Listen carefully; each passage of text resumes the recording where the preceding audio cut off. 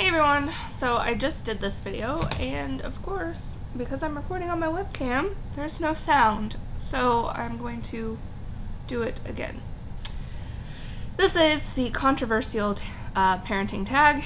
I feel like anyone can pretty much do this, even if you're not a parent, because I don't think any of this stuff is like necessarily something that you have to be a parent to have an opinion on. So, I'm gonna get started. First topic is pro-life or pro-choice. I am pro-choice. I feel like every, person has the right to make decisions about their own body. And I know a lot of people are going to be like, well, what about the baby? Doesn't the baby have, the right to make decisions about its own body? Yes, once it's born. As long as it can only live inside of its mother, the mother's rights trump the baby's. Sorry. I would never get an abortion. I'm not pro-abortion, but I don't think that it should be illegal. I think that, women have a right to choose. So I'm pro-choice. Baby wearing. I'm not exactly sure how this one's controversial, but I guess I think Kelsey +1 please said that if you're like so hardcore that you think strollers are bad. I'm not like that. I think baby wearing is convenient and helpful, especially if you have one of those babies that just, does not like to be put down. Baby wearing is a lifesaver. So I am pro baby wearing, but I am not anti-stroller. Circumcision. I am 100% absolutely positively against routine infant circumcision. There is absolutely no need to cut off a healthy part of your child ever. I consider myself an intactivist, and if you'd like to know more, you can message me because I love sharing news about circumcision.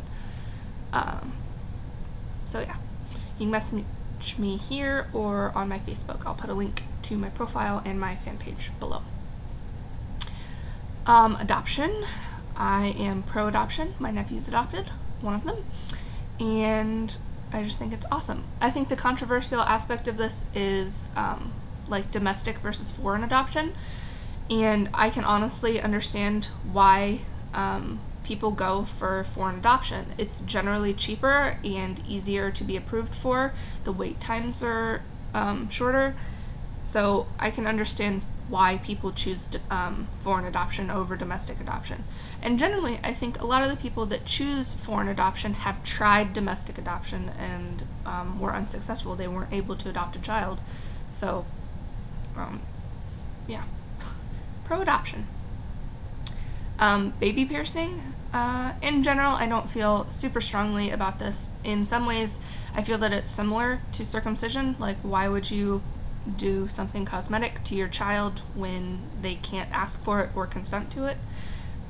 So if it was my child, I would wait, but, one of my best friends pierced her daughter's ears when she was a year old, and, she's fine, so.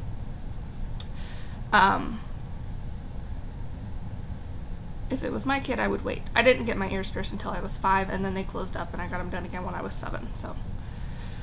I would just wait, make a day of it, mother-daughter bonding or whatever, or mother-son bonding, because I would get my son's ears pierced if that's what he wanted. Breast versus formula. I don't think there's any doubt that breast milk is nutritionally the better option. It is the best option available, but that doesn't mean that it's necessarily the one that works for you. I do wish that every mother would try breastfeeding, but I know that there are situations where it doesn't work out, and like in my case, I have polycystic ovarian syndrome, and there is a chance that I might not produce a sufficient amount of milk for my child. So I would obviously, breastfeed as much as I could. I don't think breastfeeding is like an all or nothing thing. I think even if you have to supplement, you can still breastfeed. There's supplemental nursing systems. Even if you supplement with a bottle, you can still breastfeed. So, whatever. And I do wish that people knew that there were more options other than just breastfeeding at the breast, pumping breast milk and formula. You can supplement with a supplemental nursing system at the breast, even if it's formula. There's donor milk, and even the World Health Organization recommends donor milk before formula. So that doesn't mean that I think formula is poison. I don't. I just think that there are other options, and possibly better options depending on your situation. So, spanking. I am against spanking. I don't think that's an effective form of discipline or punishment, however you see it. No! Cat trying to get a bowl that I haven't taken to the kitchen yet.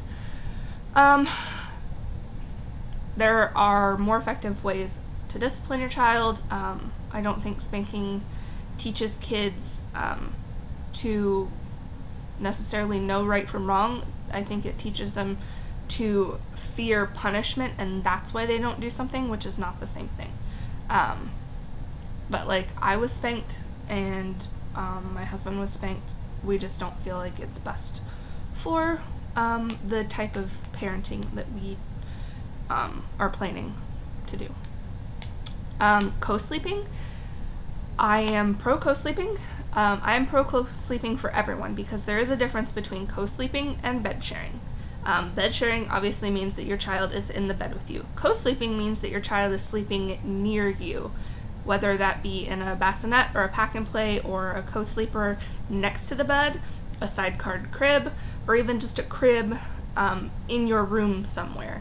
I feel like all babies and parents can benefit from having their child sleep near them, at least for like the first 6 weeks or so, while you're still establishing breastfeeding, establishing a routine.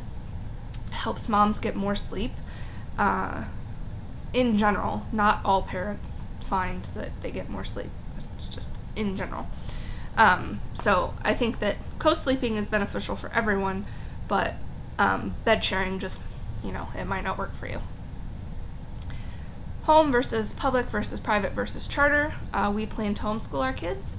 I don't think there are any charter schools here. I'm not a fan of the public school system here. And the only private schools in our area are faith-based, and we are atheists, and I don't want a faith-based school for my child. So we will homeschool, but I don't think there's anything necessarily wrong with public or private or charter schools. So, hang on. Sorry, thirsty. Vaccination. We are not going to vaccinate our children, however many we have, I don't know. We've done the research, and we don't feel that it is beneficial, but I feel like as long as you are making an informed choice, that you are doing what's best for your child. So I don't think vaccinating parents are bad, or that they're poisoning their child. I think that, they're making the best choice for their family. So, oh, and a lot of people will think that circumcision is one of those, you make the best choice for your family, but it's not the family penis, it's his penis, so he should make the choices about it. Medicating children. I think that medication is fine as long as, you've exhausted all other avenues first, when it's possible. So like, if your kid has ADHD, you can try a diet change, removing like sugars and gluten and that kind of stuff from your diet, and then go to medication if necessary. I don't think it should be like the first place that people go, depending on the situation. Like if your kid has a disease or something, obviously medicate them, but I think that there are other options. I don't think, every kid needs to be medicated. Cloth versus disposables. Obviously, I love cloth diapers, but I don't think you're a bad parent if you use disposables. They just kind of gross me out, because there's a lot of chemicals, and when the kid pees or poops in them, there's like all that gel, and it just grosses me out. And I don't think I've ever heard of anyone having a poop explosion in a cloth diaper, but I hear about disposable poop explosions all the time. So rather not deal with poop outside the diaper if possible. So cloth for us.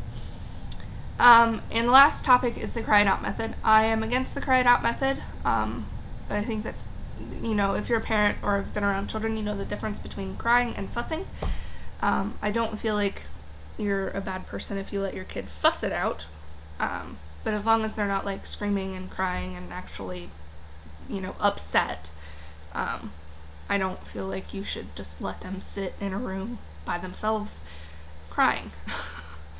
So that's it. This ended up being shorter than the last video, so yay! I feel like anyone can do this, even if you're not a parent, because obviously I'm not a parent, and like I said before, it's stuff that, you know, anyone can have an opinion on. So yeah, that's my controversial parenting, but not a parent tag, and I tag all of you. Okay, I'm gonna go. Bye everyone.